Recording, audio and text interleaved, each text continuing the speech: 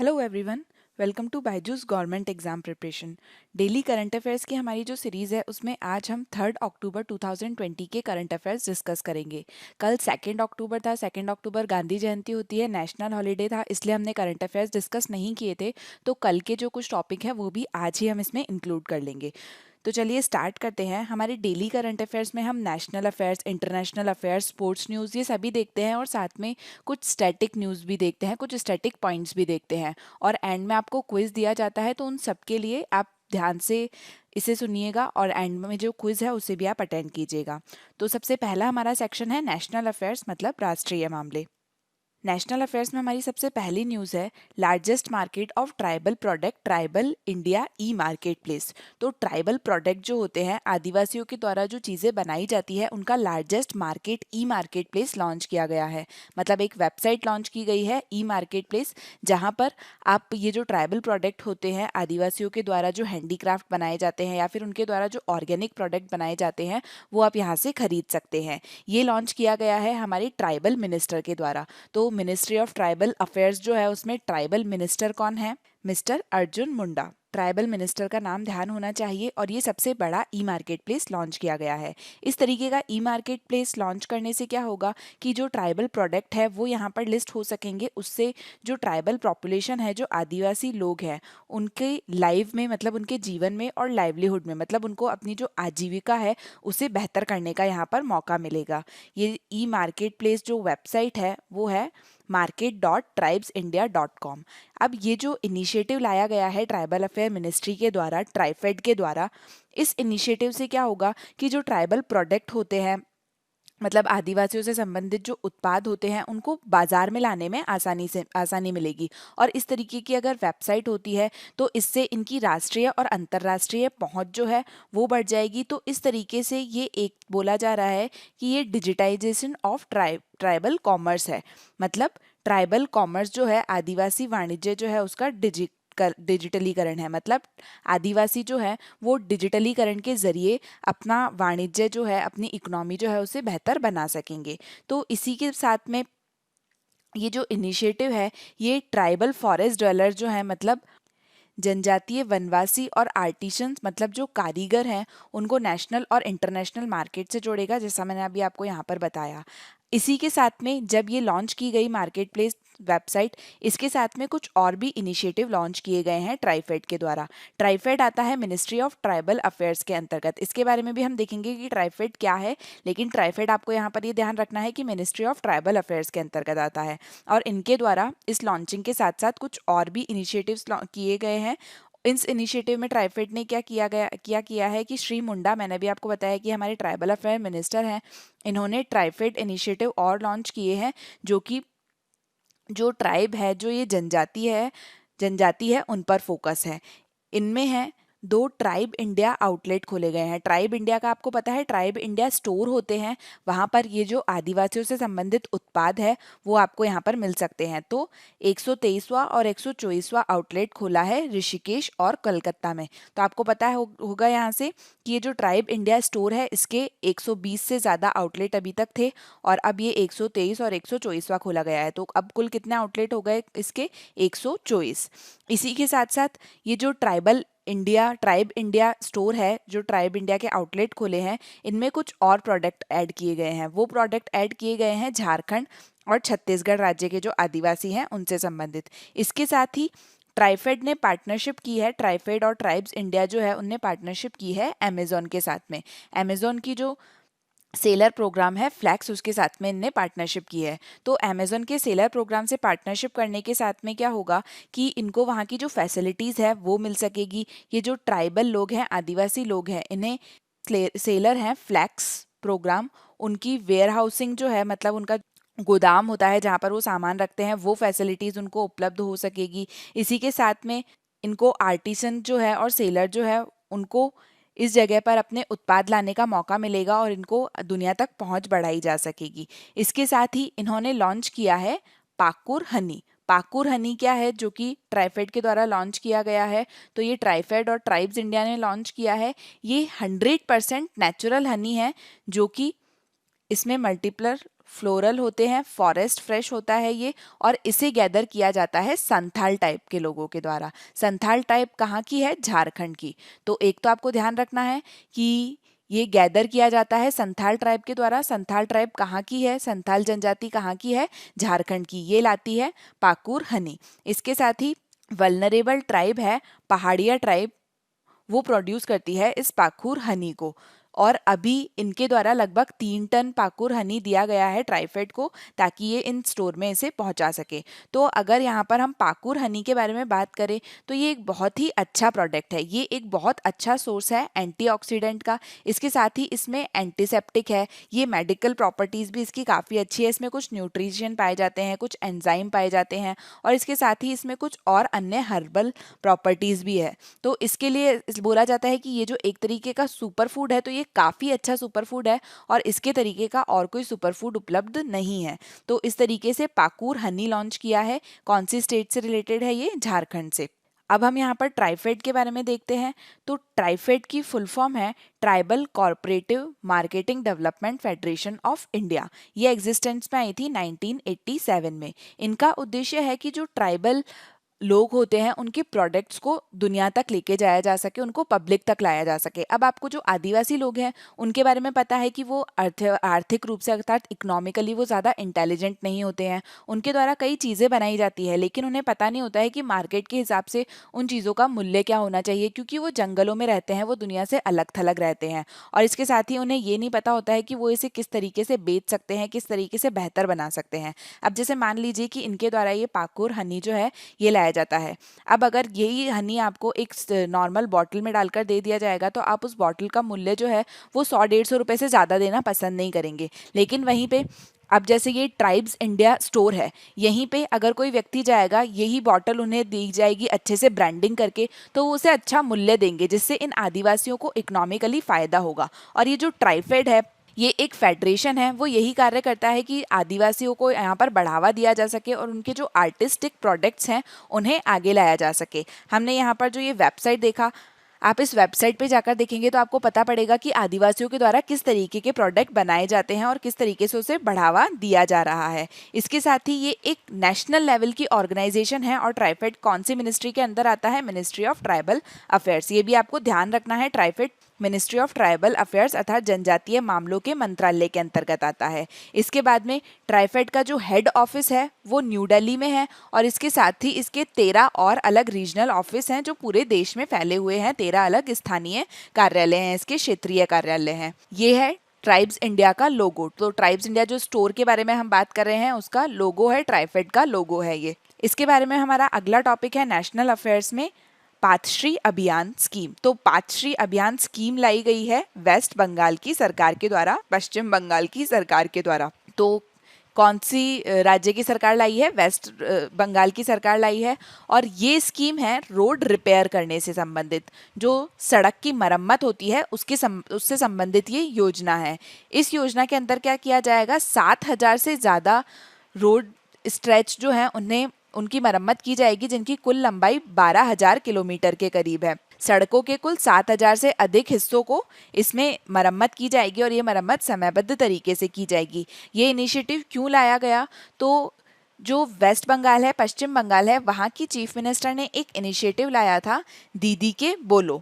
तो दीदी के बोलो एक इनिशिएटिव है उनके, उसके तहत ये आप देख सकते हैं यहाँ पे, ये बंगला में लिखा हुआ है दीदी के बोलो, और इसके अंतर्गत एक हेल्पलाइन नंबर दिए हुए हैं। अगर आप इस हेल्पलाइन नंबर पे कॉल करके अपनी ग्रीवेंसेस बताते हैं, अपनी समस्या बताते हैं, तो ये समस्या सीधे वहाँ की जो चीफ मिनिस्टर है उन तक जाएगी और ये आपकी समस्या का समाधान करेंगे। तो इसके अंतर्गत जो समस्याएं आई उन्हें देखते हुए यहाँ की चीफ मिनिस्टर ने, मुख्यमंत्री ने इस तरीके का इनिशिएटिव उठाया है, पाठशाला अभियान, जिसमें सड़क की मरम्मत की जाएगी।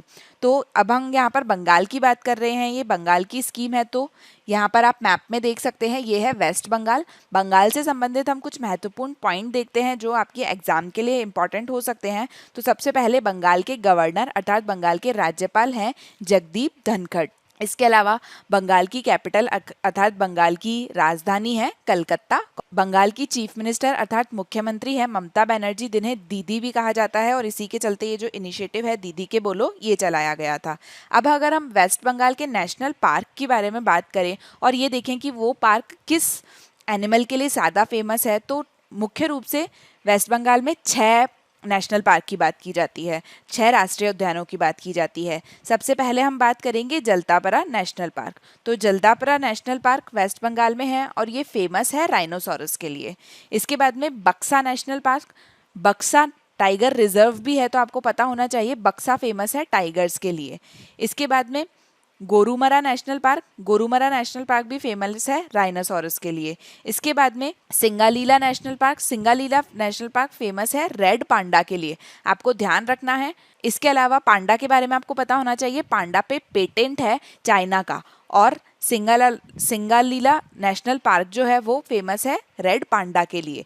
सुंदरबंस नेशनल पार्क फेमस है टाइगर के लिए, ये आपने सुना होगा, सुंदरबंस मैनग्रूव्स हैं और वो नेशनल पार्क फेमस है, सुंदरबन नेशनल पार्क फेमस है टाइगर के लिए। इसके बाद में ये काफ़ी इंपॉर्टेंट है, नोरा वैली नेशनल पार्क, ये भी फेमस है रेड पांडा के लिए। तो आपको ये 6 नेशनल पार्क अर्थात राष्ट्रीय उद्यान के नाम याद रखने हैं और ये किस जानवर के लिए फेमस है आपको ये याद रखना है। इसके बाद हम चलते हैं हमारी अगली न्यूज़ की तरफ। कंट्री का पहला तेजस रेलवे इंजन जो है वो डेडिकेट किया गया है नेशन को। तो तेजस रेल के बारे में आपको पता होगा, ये अभी के समय भारत की सबसे तेज गति की एक्सप्रेस रेलगाड़ी है और इसका जो इंजन था वो पहले बाहर से मंगाया जाता था, लेकिन अब इंडियन रेलवे का जो चिदरंजन रेल इंजन कारखाना है, चिदरंजन लोकोमोटिव वर्क है, उनके द्वारा कंस्ट्रक्शन किया गया है इंडिजीनियसली अर्थात भारत में ही इस तेजस रेल के इंजन का। ये जो इंजन है ये डिजाइन किया गया है तेजस एक्सप्रेस के लिए और फ्यूचर में इस इंजन को यूज किया जा सकेगा राजधानी, शताब्दी जैसी जो ट्रेन है जो कि लग्जरी ट्रेन मानी जाती है और ये दूर तक चलती है, तो इनके लिए अच्छी गति प्रदान करने के लिए इन्हें इस इंजन का उपयोग किया जा सकेगा। अगर हम इस तेजस इंजन के बारे में बात करें तो इस इंजन को बोला जा रहा है कि ये इको फ्रेंडली इंजन है और इसके साथ ही इसे एक तरीके से ग्रीन इंजन बोला जा रहा है। तो तेजस जो है वो भारतीय रेल और विश्व रेल के मानचित्र पर एक पहला ऐसा विद्युत रेल है जो कि गति क्षमता, मॉडल, डिजाइन, तकनीक, रंग रूप, रूपांतरण और क्षमता के हिसाब से बिल्कुल नया है और एकदम अद्वितीय है। तो आपको ये ध्यान रखना है कि ये विद्युत रेल इंजन है और ये अपनी तरीके में एकदम अलग है, पूरी दुनिया में एकदम अद्वितीय है। ये आधारित है पुश पुल सिस्टम पे और इस विद्युत रेल इंजन की खासियत ये है कि ये दोनों छोर से इसको संचालित किया जा सकता है। इसके साथ ही ये चालक दल को बेहतरीन और सुविधाजनक सेवा उपलब्ध कराने वाला इंजन है और ये एकदम ध्वनि रहित है, प्रदूषण मुक्त है और इसके साथ ही इसे इको फ्रेंडली और ग्रीन बोला जा रहा है, जैसा मैंने अभी आपको बताया। तो ये इसके लिए इम्पॉर्टेंट है, आपको याद रखना है। इसके साथ ही इस इंजन के लिए बोला जा रहा है कि ये इंजन जो है वो 160 किलोमीटर प्रति घंटे की रफ्तार की दूरी से चलने वाला इंजन है और इसका निर्माण है वो भारतीय रेलवे के लिए तेजस प्रेस्टिजियस प्रीमियम यात्री ट्रेन सेवा में इसका सफल इस्तेमाल किया जा सकता है। तो जो तेजस ट्रेन है वो एक प्रीमियम यात्री ट्रेन है। नॉर्मल आप जो छोटी मोटी ट्रेन देखते हैं वो प्रीमियम ट्रेन नहीं होती है, लेकिन तेजस एक प्रीमियम ट्रेन है और ये काफ़ी एक्सीलेंट सर्विस प्रोवाइड करती है और इसमें इस इंजन का उपयोग किया जाएगा। इस इंजन की पावर है 600 हॉर्स पावर का है ये इंजन। तो ये आपको याद रखना है, ये फैक्ट पूछे जा सकते हैं कि तेजस रेल में जो इंजन यूज़ किया जाता है वो कितनी हॉर्स पावर है उसकी, तो इसकी है 6000 हॉर्स पावर का है ये और इसमें निर्माण करने में लागत आई है 35 करोड़ की। तो ये आपको ध्यान रखना है। इसके बाद में हमारा अगला सेक्शन है इंटरनेशनल अफेयर्स अर्थात अंतर्राष्ट्रीय मामले। अंतर्राष्ट्रीय मामले में आज हम चर्चा करेंगे भारत और बांग्लादेश के बीच में एक एक्सरसाइज हो रही है, 2 एक्सरसाइज हो रही है, बोंगो सागर एक है और दूसरी है कॉर्पट। तो भारत और बांग्लादेश दोनों के बीच में कुछ युद्ध अभ्यास हो रहे हैं। ये जो युद्ध अभ्यास है इसमें से एक किया जा रहा है बोंगो सागर भारत और बांग्लादेश के बीच में मरीन एक्सरसाइज है, मतलब कि ये समुद्री अभ्यास किया जा रहा है। तो अगर हम यहाँ पर बोंगो सागर की बात करें, सबसे पहले तो आपको याद रखना है, एग्जाम में डायरेक्ट क्वेश्चन आ जाता है कि एक्सरसाइज बोंगो सागर किन दो देशों के बीच की है, तो भारत और बांग्लादेश की। इसकी शुरुआत हुई थी 2019 में, तो अभी जो है ये इसका दूसरा संस्करण है, सेकेंड एक्सरसाइज हो रही है अभी 2020 में।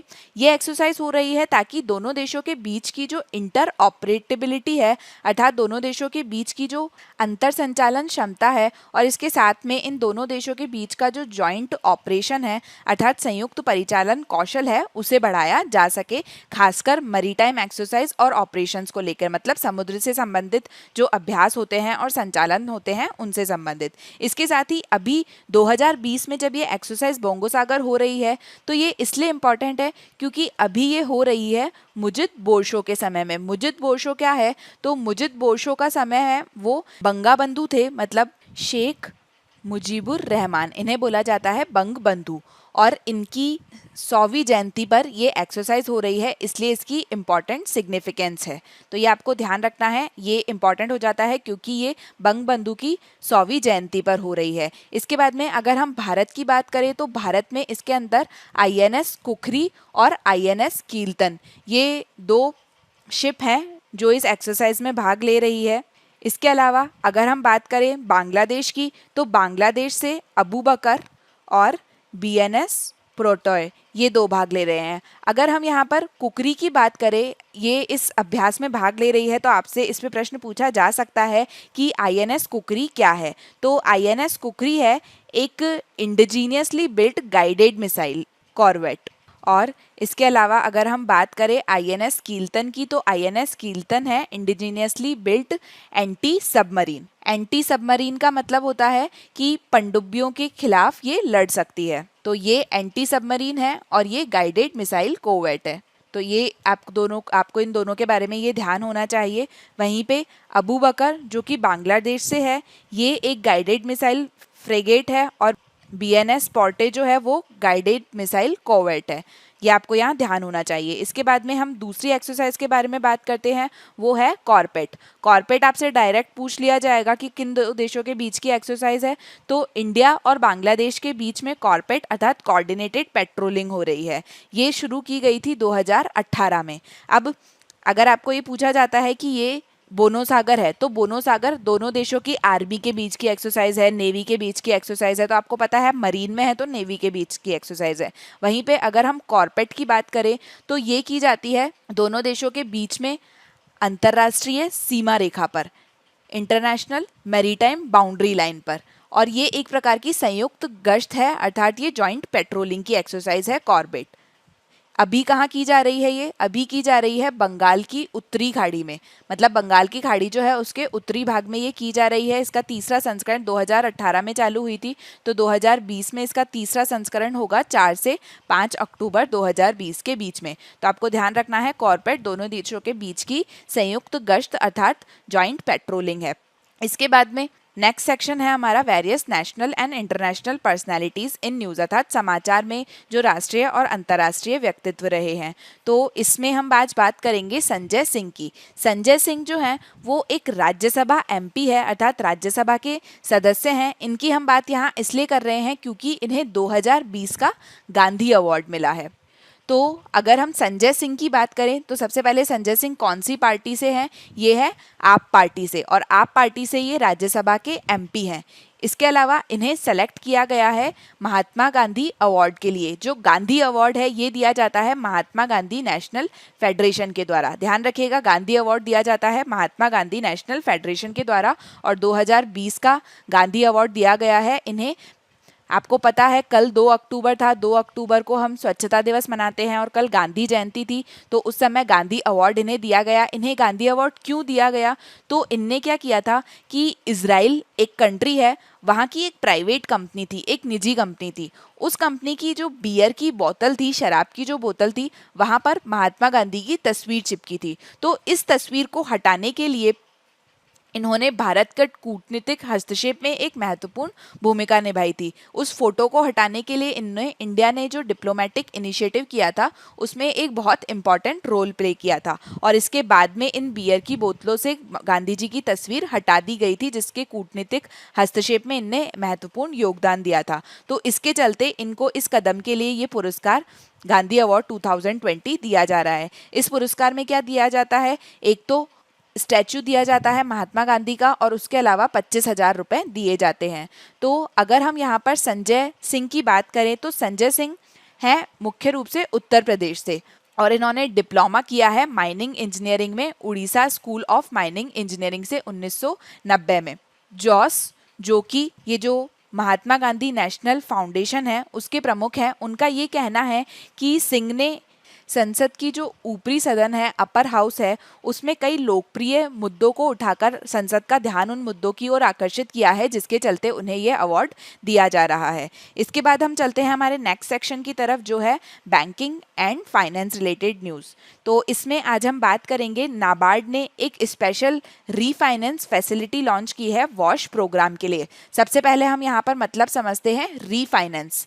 रीफाइनेंस में क्या होता है कि मान लीजिए एक बैंक है, इसके द्वारा किसी व्यक्ति को लोन दिया गया है। अब लोन दिया गया है मान लीजिए 1 लाख का, लेकिन इस व्यक्ति के द्वारा इस लोन को नहीं चुकाया गया। ये दिया गया था लोन 1% इंटरेस्ट पर, और इस लोन को 1 साल के अंदर अंदर व्यक्ति को वापस चुकाना था, लेकिन वो नहीं चुका पाया। तो रीफाइनेंस में क्या किया जाता है कि वो जो लोन है उसकी कंडीशंस को बदल दिया जाता है। मतलब 1 साल तक अगर उसे नहीं चुकाया गया तो अब क्या किया जाएगा, उसे वापस लेने के लिए कंडीशन बदल दी जाएगी। मतलब अब उन्हें मान लीजिए बोल दिया जाएगा कि आपको केवल 0.5% इंटरेस्ट देना है और आप 2 साल और ले सकते हैं इन्हें चुकाने के लिए। तो इस तरीके से कंडीशन बदल कर वापस वही लोन जो दिया जाता है उसे कहते हैं रीफाइनेंस। तो नाबार्ड ने अपनी एक स्पेशल रीफाइनेंस फैसिलिटी लॉन्च की है वॉश प्रोग्राम के लिए। ये रीफाइनेंस फैसिलिटी लॉन्च की गई है लगभग 800 करोड़ रुपए के लिए फिस्कल ईयर 2011 के लिए। तो वॉश प्रोग्राम क्या है, ये भारत सरकार का वाटर सैनिटेशन और हाइजीन प्रोग्राम है। तो इसके अंतर्गत अगर किसी को लोन दिया गया है, किसी को पैसे दिए गए हैं जो इनने वापस नहीं चुकाए हैं, वाटर सैनिटेशन और हाइजीन प्रोग्राम का मतलब है कि मान लीजिए उन्होंने हाइजीन बढ़ाने के लिए, शौचालय बनाने के लिए, या किसी ऐसे स्थान पर जहाँ गंदगी ज़्यादा है वहाँ पर स्वच्छता बढ़ाने के लिए इस इनिशिएटिव के अंतर्गत काम किया गया और इसके अंतर्गत इसे पैसे दिए गए हैं, तो इसे रीफाइनेंस की फैसिलिटी प्रोवाइड की जाएगी। ये जो रीफाइनेंस की फैसिलिटी है ये लेने के लिए एलिजिबल होंगे इसके अंदर जो फाइनेंस इंस्टीट्यूशन है, जिसमें कमर्शियल बैंक आ जाएंगे, आरआरबी अर्थात रीजनल रूरल बैंक आ जाएंगे, कॉरपोरेटिव बैंक आ जाएंगे, और ये दिया जाएगा 36 महीने के लिए। तो ये आपको यहाँ पर ध्यान रखना है कितने समय के लिए दिया जा रहा है। तो ये रीपेमेंट है for the period of 36 month. तो इस तरीके का जो सपोर्ट प्रोवाइड किया जा रहा है नाबार्ड के द्वारा, ये एलिजिबल होगा 95% रीफाइनेंस के लिए। मतलब अगर 1 लाख रुपए दिए गए थे तो उसमें 95% तक रीफाइनेंस हो सकते हैं। और बैंक जो है वो एक्सटेंड करेगी अभी एनबीएफसी, एमएफआई और दूसरे जो एमएफआई हैं, जो सोसाइटीज़ और ट्रस्ट हैं, उसके अंतर्गत। यहाँ पर अगर हम नाबार्ड की बात करें, हमने अभी देखा कि नाबार्ड के द्वारा ये इनिशिएटिव लाया गया है। तो नाबार्ड है क्या? नाबार्ड की फुल फॉर्म है national bank for agriculture and rural development. तो आपको यहाँ से पता लग जाता है यहाँ पर एग्रीकल्चर और रूरल डेवलपमेंट आया है। तो इनका मुख्य कार्य है कि हमारे देश में एग्रीकल्चर अर्थात खेती और खेती से संबंधित जो आर्थिक गतिविधियाँ हैं, जो कि मुख्य रूप से रूरल एरिया में, ग्रामीण इलाके में होती है, उनके लिए प्लानिंग करने के लिए, वहाँ पर पॉलिसी बनाने के लिए, वहाँ पर ऑपरेशन करने के लिए इनके द्वारा कार्य किया जाता है। ये फुल्ली ऑन्ड है गवर्नमेंट ऑफ इंडिया के द्वारा, ये फुल्ली गवर्नमेंट ऑफ इंडिया के अंतर्गत आता है, और ये एक अपेक्स डेवलपमेंट फाइनेंस इंस्टीट्यूशन है, अर्थात ये शीर्ष विकास वित्त संस्थान है। इसके चेयरमैन हैं GR चिंताला, ये ध्यान रखना है आपको। इसके बाद में हमारा अगला सेक्शन है बुक्स एंड अवार्ड्स, अर्थात पुस्तकें और पुरस्कार। तो इसमें हम देखेंगे अभी कौन से ऐसे अवार्ड हैं और कौन सी बुक हैं जो न्यूज़ में है। सबसे पहले हम डिस्कस करेंगे अवार्ड्स, उसके बाद में हम चलेंगे बुक्स की तरफ। तो अवार्ड्स है सबसे पहला स्वच्छ भारत अवार्ड। तो आपको पता है 2 अक्टूबर था कल, 2 अक्टूबर को हम मनाते हैं स्वच्छता दिवस। स्वच्छता दिवस के अवसर पर स्वच्छ भारत अवार्ड दिए गए थे। सबसे पहले ये अवार्ड किसने दिया था? तो ये अवार्ड दिया था हमारे जल शक्ति मिनिस्टर ने, अर्थात वाटर रिसोर्स मिनिस्टर जो है हमारे, कौन है water resource minister? Gajendra Singh Shekhawat. इनके द्वारा स्वच्छ भारत अवार्ड 2020 दिया गया था 2 अक्टूबर गांधी जयंती स्वच्छता दिवस के अवसर पर।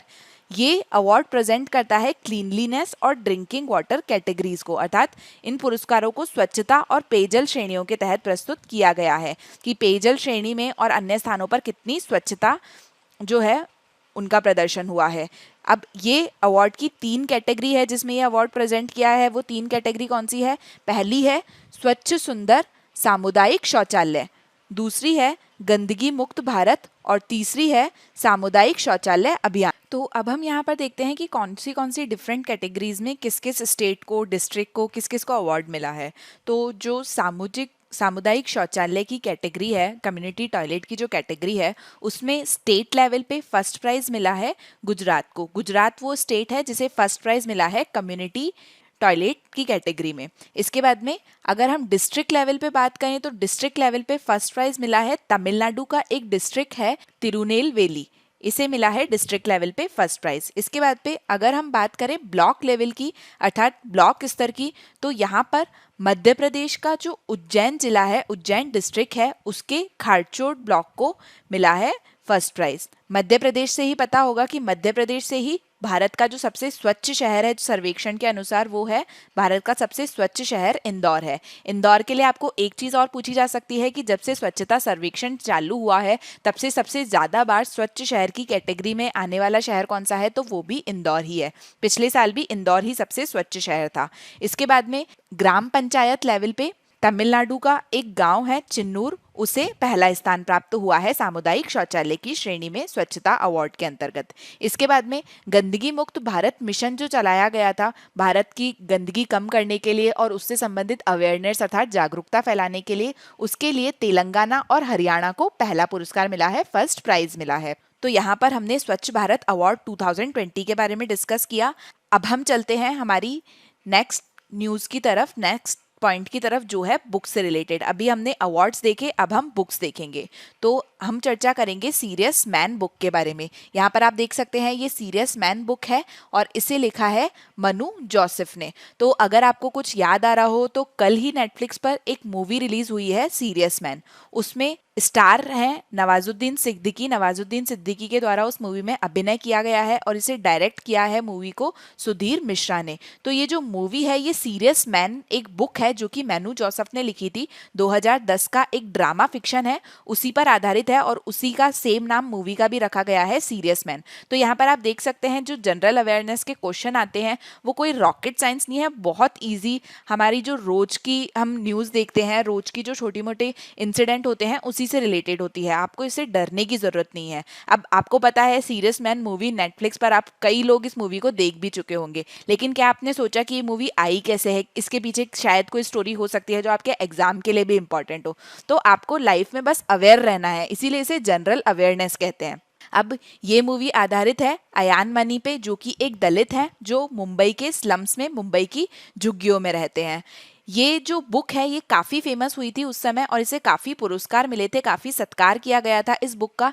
इस बुक को द हिंदू लिटरेरी अवार्ड मिला था। इसके साथ ही इसे 2011 में पैन बुक अवार्ड भी मिला था। तो इस तरीके से ये बुक इंपॉर्टेंट हो जाती है। इसके बाद में हम नेक्स्ट बुक की तरफ चलते हैं। नेक्स्ट बुक में हम बात करेंगे ऑफ द बीटन ट्रैक। ये एक बुक का टाइटल है।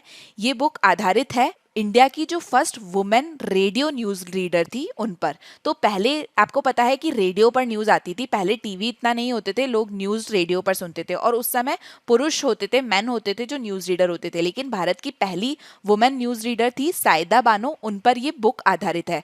तो इनकी स्मृति में, इनके संस्मरण में पहले भी इन पर एक बुक लिखी गई थी, वो बुक उर्दू में थी। सबसे पहले इन पर जो बुक लिखी गई थी वो बुक उर्दू में थी। उस बुक का नाम था डगर से हटकर। ये बुक लिखी गई थी 1994 में इनकी स्मृति में। अब इसी बुक को इंग्लिश में ट्रांसलेट किया जा रहा है बानो की जो ग्रैंड डॉटर है, पोती है शाहाना रजा, उनके द्वारा, और इसे पब्लिश किया जाएगा पेंगुइन रैंडम बुक हाउस के द्वारा। तो यहाँ पर आपको इनका नाम ध्यान रखना है और इस बुक का नाम ध्यान रखना है ऑफ द बीटन ट्रैक। और इनकी जो उर्दू बुक थी जिसका ये इंग्लिश ट्रांसलेशन है, उस बुक का नाम था डगर से हटकर। तो ये जो बुक है जो इनके संस्मरण में आएगी, ये मुख्य रूप से इनकी जीवनी पर आधारित है और इसमें इनके जो सफोकेटिंग मैरिज थी उसके बारे में बताया गया है। इसके साथ ही पार्टीशन के समय पर, भारत पाकिस्तान के पार्टीशन के समय पर जो वायलेंस हुआ था उससे किस तरीके से जो लाइफ्स है वो प्रभावित हुई थी, वो बदली थी, उन सभी के बारे में इस बुक में बताया गया है। इसके बाद में हमारा नेक्स्ट सेक्शन है स्पोर्ट्स न्यूज़ अर्थात खेल समाचार। इसमें आज हम चर्चा करेंगे स्पोर्ट्स अथॉरिटी ऑफ इंडिया ने अपना नया लोगो लॉन्च किया है। तो ये लोगो लॉन्च किया गया किरण रिजिजू के द्वारा। किरण रिजिजू कौन है? ये हमारे खेल मंत्रालय के मंत्री हैं, अर्थात minister for state for youth affairs and state के मिनिस्टर हैं किरण रिजिजू। इनने स्पोर्ट अथॉरिटी ऑफ इंडिया का नया लोगो लॉन्च किया है। स्पोर्ट अथॉरिटी ऑफ इंडिया जो है वो खेल मंत्रालय के अंदर ही आता है। ये जो लोगो है इसमें आप देख सकते हैं कि यहाँ पर एक फ्लाइंग फिगर है, एक उड़ता हुआ फिगर है। तो ये फिगर इंडिकेट करता है एक एथलीट की फ्रीडम के बारे में, जो कि उसको स्पोर्ट्स अथॉरिटी ऑफ इंडिया में उसको करियर बनाने से मिलती है। The freedom an athlete to leapfrog his or her career in sports authority of India. तो आपसे पूछा जा सकता है कि स्पोर्ट अथॉरिटी ऑफ इंडिया का जो नया लोगो लॉन्च किया है वो क्या इंडिकेट करता है। इसके साथ में आप यहाँ पर देख सकते हैं कि इसमें ये ट्राई कलर है, ये भारत के तिरंगे को दर्शाता है, और इसका जो ब्लू कलर है वो हमारे जो तिरंगे में नीला चक्र है, अशोक चक्र है, उसे दर्शाता है। इसके बाद में ये जो लोगो है ये देश में खेल उत्कृष्टता का निर्माण करने के लिए स्पोर्ट्स अथॉरिटी ऑफ इंडिया के द्वारा जमीनी स्तर से जो एथलीट्स होते हैं, जो खेल प्रतिभा होती है, उन्हें उठाकर उनकी जो काया पलट करी जाती है, उनमें जो स्पोर्ट्स में एक्सीलेंस लाई जाती है और उन्हें नेशनल और इंटरनेशनल लेवल तक पहुंचाया जाता है, उसके बारे में दर्शाता है। अब हमने यहाँ पर स्पोर्ट्स अथॉरिटी ऑफ इंडिया के बारे में बात की तो हमने देखा ये खेल मंत्रालय में आता है। इसके डायरेक्टर जनरल है संदीप प्रधान और इसकी स्थापना की गई थी 1984 में। इसे स्टैब्लिश किया गया था 1984 में। इसके बाद में हमारे करंट अफेयर्स का जो सेक्शन है वो आज यहीं पर ख़त्म होता है और अब हम चलते हैं हमारे फैक्ट्स की तरफ, जिसमें हम स्टैटिक फैक्ट्स के बारे में चर्चा करते हैं। तो इसमें आज हम चर्चा करेंगे इंपॉर्टेंट लाइन और बाउंड्रीज। तो ये जो लाइन है इनके बारे में आपसे कई बार सीधे सीधे क्वेश्चन पूछ लिया जाता है कि मैकमोहन लाइन कौन से दो देशों के बीच में है, रेडक्लिफ लाइन कौन से दो देशों के बीच में है, या फिर 38th पैरेलल कौन से दो देशों के बीच में है। तो ये कुछ इंपॉर्टेंट है, ये आपको पता होना चाहिए, और इसमें जो भी विश्व की इंपॉर्टेंट बाउंड्रीज है जिनसे आपसे क्वेश्चन पूछे जा सकते हैं उनके बारे में हम आज यहाँ पर चर्चा करेंगे, ताकि रोज आपको कंफ्यूजन ना हो, आपको सारी चीजें एक ही जगह पर मिल जाए। तो सबसे पहले है डोरेंट लाइन। डोरेंट लाइन है भारत और अफगानिस्तान के बीच में। तो अब आप सोचेंगे भारत और अफगानिस्तान बॉर्डर कहाँ शेयर करते हैं, तो देखिए भारत और अफगानिस्तान की बॉर्डर यहाँ पर थोड़ी सी शेयर होती है। ये पाकिस्तान ऑक्यूपाइड कश्मीर है, पाकिस्तान इसे अपना बताता है लेकिन भारत इसे भारत का हिस्सा मानता है। अफगानिस्तान इस डोरेंट लाइन को रिकॉग्नाइज नहीं करता है लेकिन भारत इस लाइन को रिकॉग्नाइज करता है, और ये डोरेंट लाइन है। ये लाइन लाई गई थी 1893 में, जब भारत और पाकिस्तान विभाजित नहीं हुए थे। भारत का अविभाजित भाग था पाकिस्तान भी, उस समय ये लाइन लाई गई थी, इसलिए इसे भारत और पाकिस्तान के बीच की लाइन बोला जा रहा है। और ये लाई गई थी सर मॉर्टाइमर डोरांट ने, इसलिए इसे डोरांट लाइन बोलते हैं। इसके बाद में है नेक्स्ट है हिंडनबर्ग लाइन। हिंडनबर्ग लाइन है जर्मनी और पोलैंड के बीच में। ज़्यादा डिटेल में नहीं जाना है, बस आपको ये ध्यान रखना है ये लाइन डिवाइड करती है जर्मनी और पोलैंड को। इसके बाद में नेक्स्ट है मैग्नीनॉट लाइन। ये लाइन बनाई गई थी फ्रांस के द्वारा वर्ल्ड वॉर 2 में जर्मन के अटैक से बचने के लिए। तो ये लाइन है फ्रांस और जर्मनी के बीच में। इसके बाद में मैनरहेम लाइन है।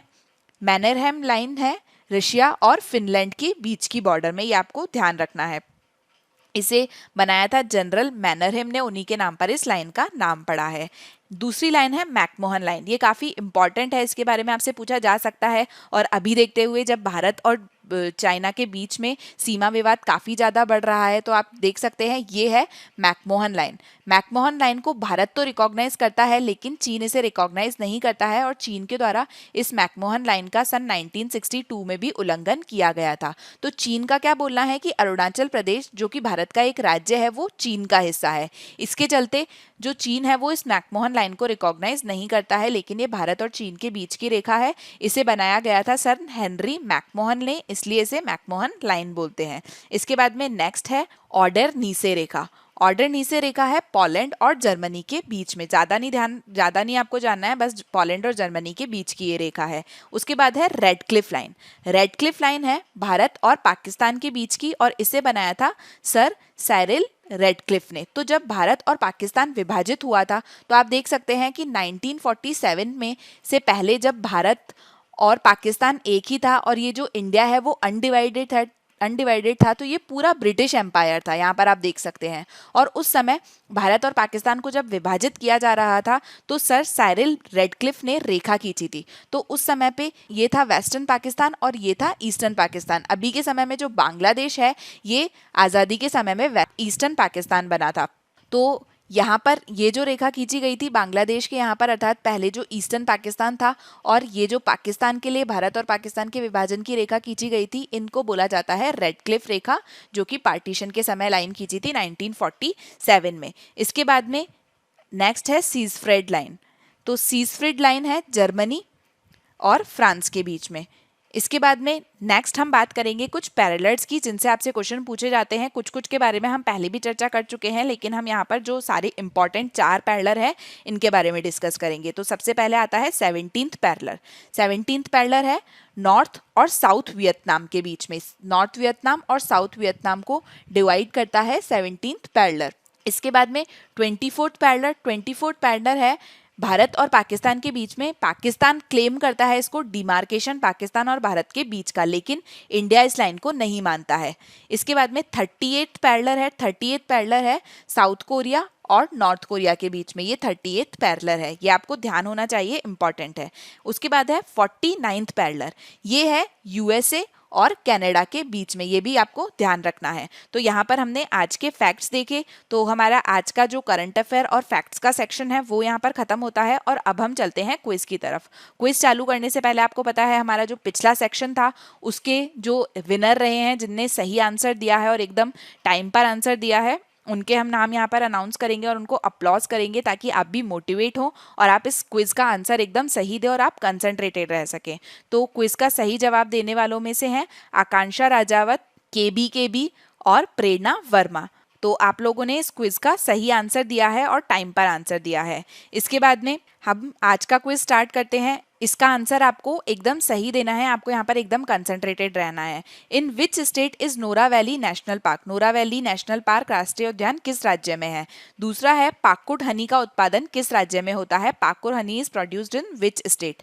नेक्स्ट है which state has launch the Pathashree campaign?